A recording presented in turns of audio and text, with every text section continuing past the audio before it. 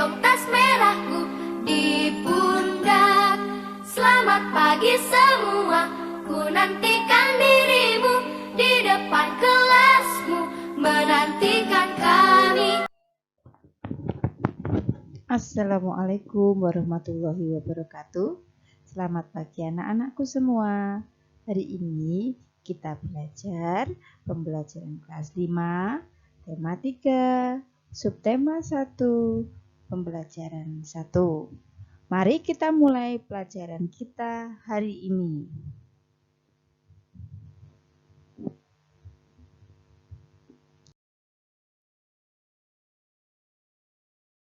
Anak-anak, amati gambar yang ada pada layar. Apakah kamu selalu makan makanan sehat seperti yang kamu lihat pada gambar? Coba kalian amati, apakah kamu selalu makan makanan sehat seperti yang kamu lihat pada gambar?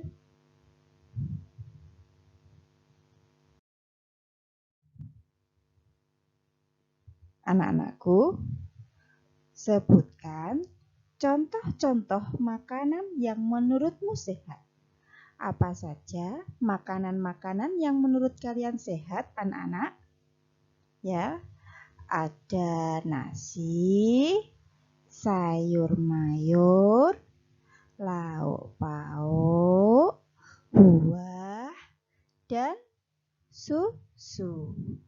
Kemudian, apakah kriteria dari makanan yang sehat? Apa anak-anak? Kriteria makanan yang sehat yaitu makanan yang mengandung gizi yang cukup, yaitu 4 sehat, 5 sempurna. Nasi, sayur, lauk pauk, buah-buahan, dan susu. Makanan sehat baik untuk tubuh kita. Tubuh manusia mengolah makanan menjadi nutrisi yang bermanfaat bagi kesehatan dan pertumbuhan tubuh. Untuk lebih jelasnya, bacalah dialog di bawah ini dengan seksama. Di sini ada dialog antara Dayu dan Edo. Kemudian kita baca bersama-sama ya dialog ini. Wah, sedapnya sarapanmu hari ini. Sarapan apa ya kamu pagi ini, Dayu? Kalau aku seperti biasa, nasi, sayur, dan telur mata sapi sudah cukup. Kemudian Dayu, ibuku membuat bubur ayam istimewa, Edo. Di sini juga ada Siti. Aduh, semuanya terdengar enak untukku, sekalipun hanya nasi, sayur, dan telur mata sapi. Apalagi kalau bubur ayam istimewa. Bersyukurlah kita dikaruniai sistem pencernaan, teman-teman. Dengan begitu, makanan yang kita makan dapat membawa manfaat untuk tubuh kita. Kemudian Dayu menjawab, betul juga ya. Apa sebenarnya manfaat sistem pencernaan itu, Siti? Siti menjawab, sistem pencernaan merupakan organ yang dapat ditemui pada manusia dan hewan. Sistem pencernaan berfungsi untuk memperhalus makanan sehingga menghasilkan nutrisi yang dapat diserap oleh tubuh. Dengan adanya nutrisi tersebut, maka manusia dan hewan dapat tumbuh dan berkembang dengan baik. Jika makanan yang dikonsumsi itu sehat dan bergizi tinggi, maka manusia atau hewan yang mengkonsumsinya akan bertumbuh dengan sehat. Kemudian Edo menjawab, aku pernah melihat iklan tentang bubur ayam dengan beras organik. Dalam iklan tersebut terdapat kalimat yang mengajak orang untuk memakan bubur organik itu. Kemudian Dayu menjawab lagi, wah, kedengarannya menarik ya Edo. Kapan-kapan kita makan bubur ayam di tempat itu yuk. Pastinya lebih sehat karena berasnya organik. Anak-anakku, Setelah kalian membaca dialog percakapan antara Edo, Dayu, dan Siti, sekarang mari kita mengamati. Makanan sehat penting bagi tubuh kita. Oleh karena itu, banyak iklan yang dapat kita temui di tempat-tempat umum yang mengetengahkan tentang makanan sehat. Iklan memang dimaksudkan untuk mempromosikan sesuatu kepada para pembaca. Coba kamu amati iklan-iklan berikut dengan seksama. Coba kalian amati, ini contoh-contoh iklan. Ada contoh iklan nomor 1, nomor 2, dan nomor 3. Semuanya intinya temanya tentang makanan sehat. Anak-anakku, setelah kalian mengamati iklan-iklan tadi, kalimat-kalimat yang umumnya dipergunakan oleh bahasa iklan adalah kalimat yang menarik atau kalimat yang mengajak pembacanya untuk mengikuti apa yang ditulis atau disarankan oleh pembuat iklan. Amatilah iklan di atas tadi dengan seksama. Kemudian tulislah apa yang kamu lihat dalam iklan di media cetak tersebut. Pada gambar nomor 1, kalian temukan itu gambar apa dan tulisan yang kalian lihat di gambar 1 itu apa. Kemudian gambar yang kedua itu gambar apa, tulisan yang kamu lihat apa, dan gambar yang ketiga itu gambar apa, dan tulisan yang kamu lihat pada iklan tersebut apa. Kalian kerjakan di buku tugas kalian sebagai tugas yang pertama. Anak-anak, berdasarkan tulisan iklan yang kamu baca di atas, diskusikan dengan teman sebangkumu tentang beberapa hal berikut. Ya, ada kata-kata kunci dari iklan tersebut, kemudian ciri-ciri dari sebuah kata kunci itu apa, dan alasan kamu memilih kata-kata tersebut sebagai kata kunci. Ya, kamu cari kata kunci itu apa, kemudian ciri-ciri sebuah kata kunci itu apa, dan kata kunci yang aku temukan dalam iklan itu apa, kemudian alasan memilih kata kunci tersebut sebagai kata kunci iklan itu apa, ya. Jadi, kata kunci itu apa? Kalian cari, kemudian ciri-cirinya apa? Kemudian kata kunci yang kamu temukan dalam iklan tadi itu apa? Dan alasan memilih kata tersebut sebagai kata kunci iklan itu apa? Kalian kerjakan di buku tugas kalian sebagai tugas yang kedua.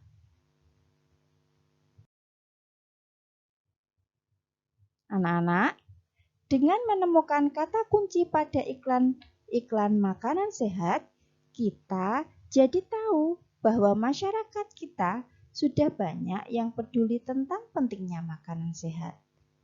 Penyempurna makanan sehat adalah susu. Seperti kita ketahui, susu umumnya dihasilkan oleh sapi. Apa yang dimakan oleh sapi hingga dapat menghasilkan susu? Ya, untuk menghasilkan susu, jenis makan apa yang biasa aku konsumsi? Bagaimana aku mencernanya?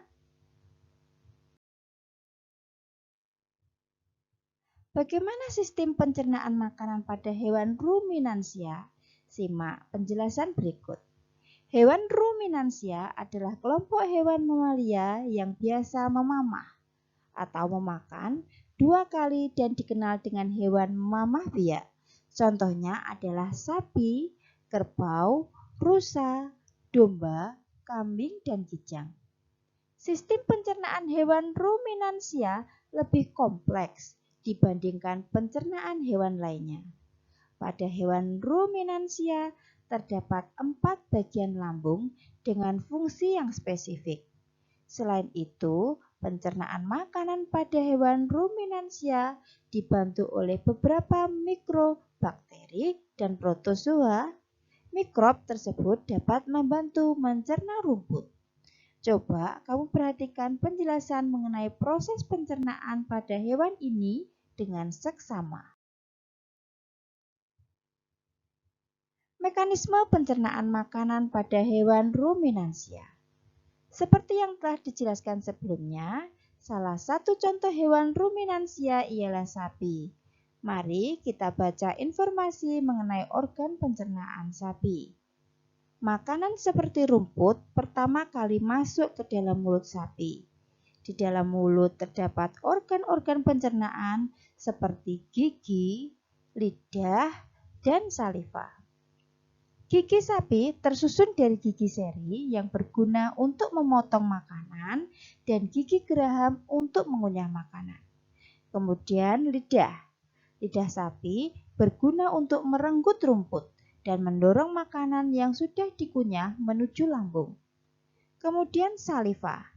Saliva merupakan cairan atau enzim khusus yang dihasilkan oleh kelenjar khusus pada sapi yang kemudian disalurkan ke dalam rongga mulut. Saliva berperan dalam proses pencernaan kimiawi. Lambung sapi berbeda dengan lambung manusia. Ukurannya jauh lebih besar. Lambung sapi merupakan organ pencernaan yang sangat penting bagi sapi. Lambung sapi terdiri atas 4 bagian, yaitu rumen, retikulum, omasum, dan abomasum. Oleh karena itu, sapi dikatakan memiliki 4 perut. Nah, ini rumen di sebelah situ, kemudian ada omasum, abomasum, dan retikulum. Kalian simak gambar pencernaan pada sapi yang ada pada layar.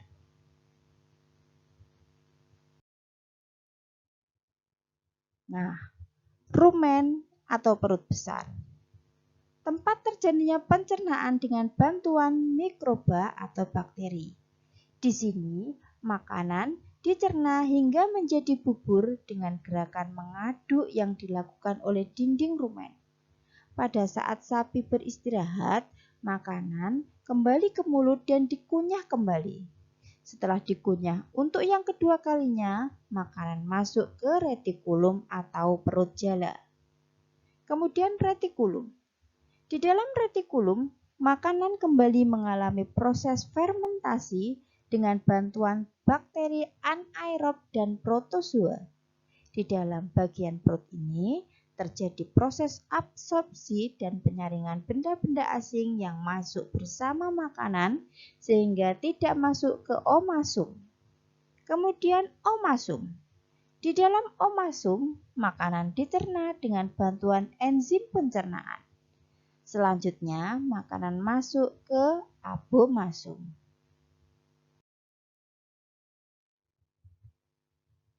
Pada perut masam atau abomasum, pada bagian inilah yang sebenarnya disebut dengan lambung. Di sini, makanan dicerna dengan bantuan enzim pencernaan pepsin yang dihasilkan oleh abomasum. Setelah melewati seluruh proses pencernaan makanan di dalam abomasum, makanan bergerak menuju usus halus. Panjang usus halus seekor sapi dewasa dapat mencapai 40 meter. Di dalam usus halus terjadi proses absorpsi dan fermentasi. Selanjutnya, sisa-sisa makanan akan dikeluarkan melalui anus. Setelah kalian membaca dan mendengarkan materi yang sudah Ibu jelaskan, anak-anak, tulislah kosakata baru yang kamu temukan di dalam bacaan di atas.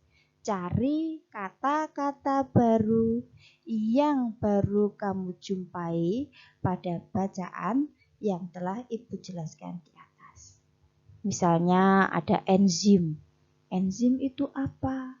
Ya, kamu jelaskan, kamu artikan. cari 3 saja kosakata baru. Ya, ini sebagai tugas yang ketiga. Ingat, cari 3 kosakata baru dan pengertiannya. Ini sebagai tugas yang ketiga.